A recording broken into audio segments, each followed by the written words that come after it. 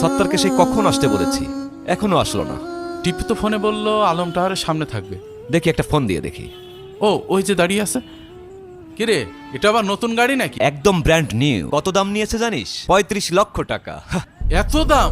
তুই টাকা পয়সা একটু হিসাব করে খরচ কর। বাদ দে তো, চল নতুন গাড়িতে তোকে নিয়ে একটু ঘুরে আসি। এই ওঠ যা।